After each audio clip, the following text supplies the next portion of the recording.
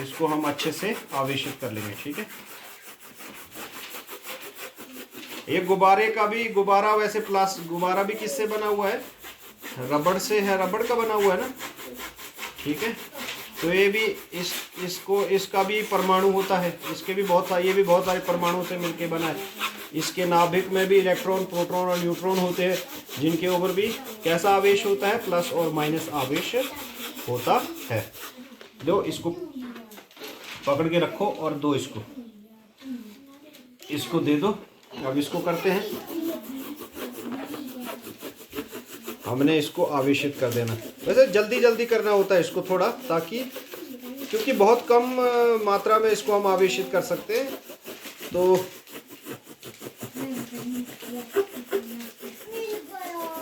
मतलब हमने इसके एक साइड के इलेक्ट्रॉन्स को एक्टिवेट कर दिया है, एक के ऊपर माइनस आवेश एक्टिवेट हो गया और एक के ऊपर प्लस आवेश।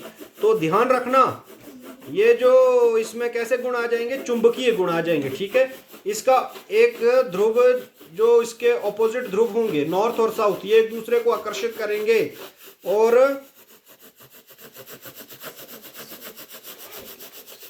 समान ध्रुव जो है वो प्रतिकर्षित करते हैं। ठीक है, साउथ साउथ या नॉर्थ नॉर्थ एक दूसरे को प्रतिकर्षित करेंगे।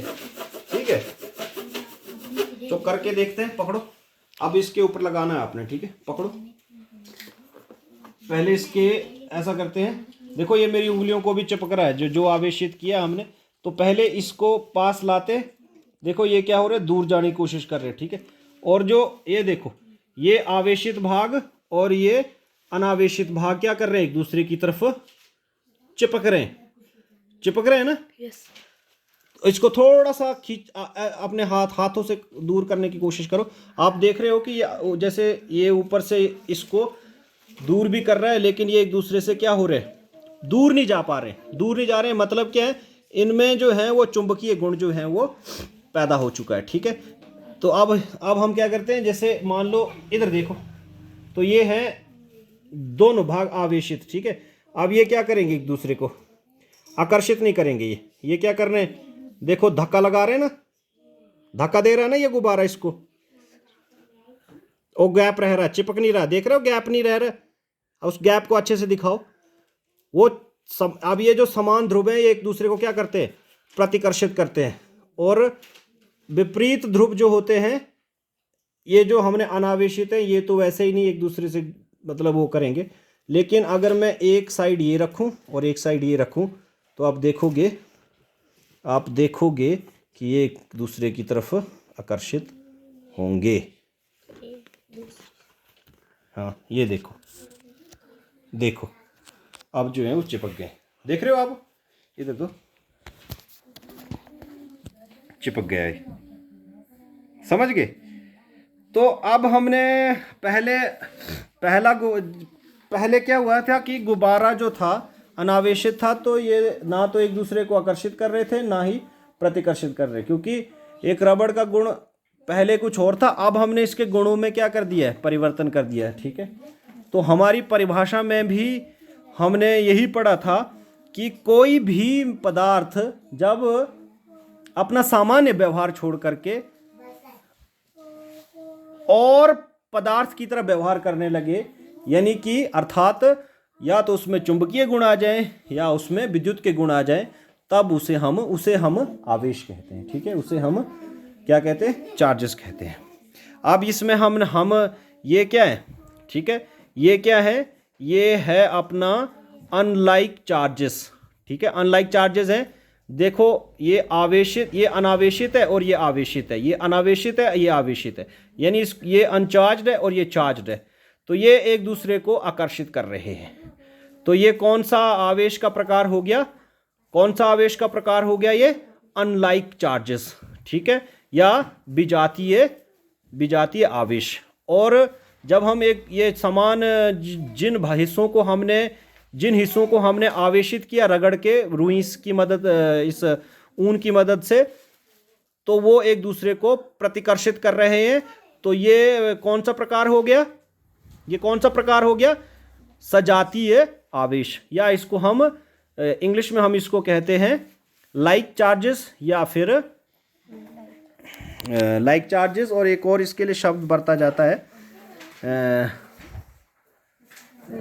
नहीं नहीं,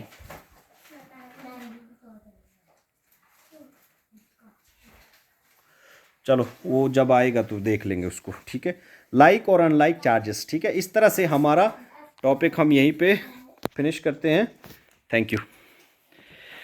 इन्हीं सारे प्रिंसिप, इन्हीं यहाँ से इन्हीं सभी ये जितने भी सारे मतलब जितना इन्हीं प्रिंसिपल, इसी प्रिंसिपल के ऊपर आपकी आसमान में बिजली चमकती है, ठीक है।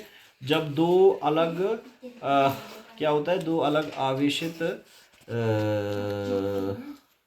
देखो आवेशित नहीं, जब दो बादल जो होते हैं आपस में टकराते हैं, जब बैठ जाओ, जब दो बादल रख दो यहाँ पे, जब दो बादल आपस में टकराते हैं, आप देखते हो ना आसमान में बादलों को, तो जब दो बादल आपस अलग अलग इंटेंसिटी के जब दो बादल आपस में टकराते हैं, तो ऐसा नहीं होता है कि एक में प्लस है एक में माइनस है ना। वाटर भी लिक्विड मैटर है ना, पदार्थ की तीन अवस्थाएं होती हैं। तो जो हमारा वाटर है आसमान में जब हम बादल के रूप में, तो वो कौन सी अवस्था में, गैसियस अवस्था में। तो वो जो गैस के अणु होते हैं, ठीक है, उसमें भी प्लस और माइनस आवेश होता है। इलेक्ट्रॉन के ऊपर माइनस आवेश होता है और प्रोटॉन के ऊपर प्लस आवेश होता है। तो जब दो अलग अलग इंटेंसिटी का बादल नजदीक आता है, तो उनमें क्या अलग होता है, रगड़ लगती है ना रगड़, है ना। जब दो बादल आपस में नजदीक आएंगे तो रगड़ लगेगी, ठीक है। अगर जैसे मान लो एक बादल ज्यादा कोल्डर एरिया से आ रहा है, यानी ठंडे एरिया से आ रहा है, और दूसरा बादल जो है वो गर्म एरिया से आ रहा है, तो एक की गुण जो है वो अलग है, दूसरे के गुण अलग है। तो जो ठंडा है वो सबसाइड करेगा और जो गर्म है वो उसके ऊपर चढ़ के ऊपर की तरफ उठेगा। तो उनमें रगड़ तो होगी ना, तो रगड़ होने से वो क्या होगा, एक दूसरे के इलेक्ट्रॉन्स जो है वो एक्टिवेट हो जाएंगे, ठीक है। अब एक्टिवेट होने से वो क्या होंगे, एक दूसरे की तरफ आकर्षित होंगे, और उनमें रगड़ के साथ क्या होगा, बिजली पैदा होगी, ठीक है। और वो ज्यादा अगर तेज इंटेंसिटी के साथ एक दूसरे के साथ रगड़ खा रहे तो ज्यादा मतलब मात्रा में बिजली पैदा होती है, ठीक है। तो ये सारे जैसे हमारे घरों में जो बिजली आ रही है, ये भी इसी प्रिंसिपल के ऊपर है ना, मतलब वो करती है, फ्लो करती है आपकी तारों के अंदर, ठीक है। इलेक्ट्रॉन जो होते हैं वो क्या करते हैं, इलेक्ट्रॉन क्या करते हैं, एक जगह से दूसरी जगह डिस्प्लेस होता है, ठीक है। ऐसे एक इलेक्ट्रॉन दूसरे इलेक्ट्रॉन को आवेशित करेगा, तीसरा आगे के इलेक्ट्रॉन को आवेशित करेगा।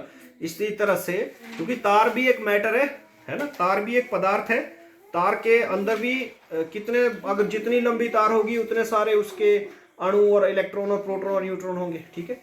तो वो आगे आगे आगे आगे हर इलेक्ट्रॉन को क्या करेगा, आवेशित करता जाएगा, और बिजली आपके घरों तक पहुंच जाएगी, ठीक है। इसी तरह से और भी हमारे जितने भी मतलब चीजें जो जिसमें हम आवेश, हमारे बहुत सारे केमिकल्स है ना, केमिकल के काम, जब हम कोई दो अलग अलग केमिकल को आपस में लेबोरेटरी में मिलाते हैं तो अच्छे से घुल मिल जाते हैं और यौगिक बनता है ना, यौगिक बनता है। तो यौगिक बनता है, उसमें उसके भी पदार्थ को अगर आप बारीकी से देखो तो ऊपर यौगिक के ऊपर माइनस और प्लस लिखा होता है ना, जैसे NaCl है, खाने का नमक का सूत्र होता है, सोडियम क्लोराइड है ना। सोडियम, Na का मतलब सोडियम और Cl का मतलब क्लोरीन, ठीक है। सोडियम और क्लोरीन के परमाणु जो हैं वो आपस में नजदीक क्यों आए हैं, क्योंकि एक दूसरे के इलेक्ट्रॉन की जरूरत थी इनको, ठीक है। क्योंकि इनकी जो सबसे बाहरी कक्षा होती है, जो सबसे बाहरी कक्षा होती है, उनमें इलेक्ट्रॉन की या तो अधिकता होगी या तो कमी होगी। तो अधिकता होगी वो दूसरे को अपना इलेक्ट्रॉन देगा, और जिसके पास कमी होगी वो उसका इलेक्ट्रॉन लेगा। तो लेने देने में वो क्या करेंगे, एक दूसरे के साझेदारी कर लेंगे, रिश्तेदारी कर लेंगे, और आपस में नजदीक आ जाएंगे, ठीक है। इसलिए ऊपर क्लोरीन और सोडियम और उसके ऊपर लिखा होता है ना प्लस और माइनस, ठीक है। क्लोरीन के ऊपर माइनस आवेश होता है और उसके ऊपर प्लस, ठीक है। ये और आगे का मतलब जब तुम उच्च कक्षाओं में जाओगे तो उसमें तुम और डिटेल से समझोगे कि, लेकिन आवेश को तुमने ऐसे समझना है कि आवेश चीज क्या है। ये आवेश आपके बहुत सारे काम आएगी। आप जब उच्च कक्षाओं में पढ़ोगे ना, तो सबसे बेसिक चीज कि यार आवेश होता क्या है वो समझ आना बहुत जरूरी है। ठीक है, अगर आपको आवेश समझ नहीं आया ना, तो फिर आपको मतलब पता नहीं चलेगा कि ये क्या चल क्या रहा है विज्ञान की कक्षा में। ठीक है, इसीलिए आवेश के बेसिक को पकड़ना बहुत जरूरी है। आवेश इतना इंपॉर्टेंट चीज होती है कि इसके बगैर काम नहीं चल सकता आपका। ठीक है, तो आपने आवेश को पकड़ना है। अब हमने इसमें चुंबकीय गुण करके तो देख लिए। एक अगर आप जैसे रात को आप है ना कपड़े उतारते हो, तो कई बार जैसे आपने पॉलिएस्टर या ऊन के कपड़े पहने हो, तो आपको आपको चिट चिट चिट की आवाज़ आती है ना, चिट चिट की आवाज़ आती है, तो विद्युत के गुण पैदा हो जाते हैं। ठीक है, रगड़ से।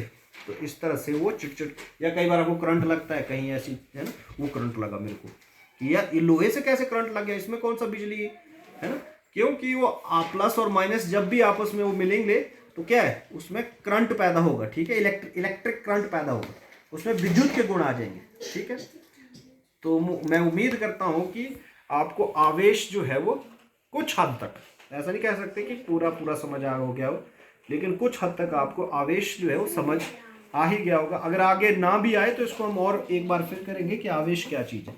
Thank you.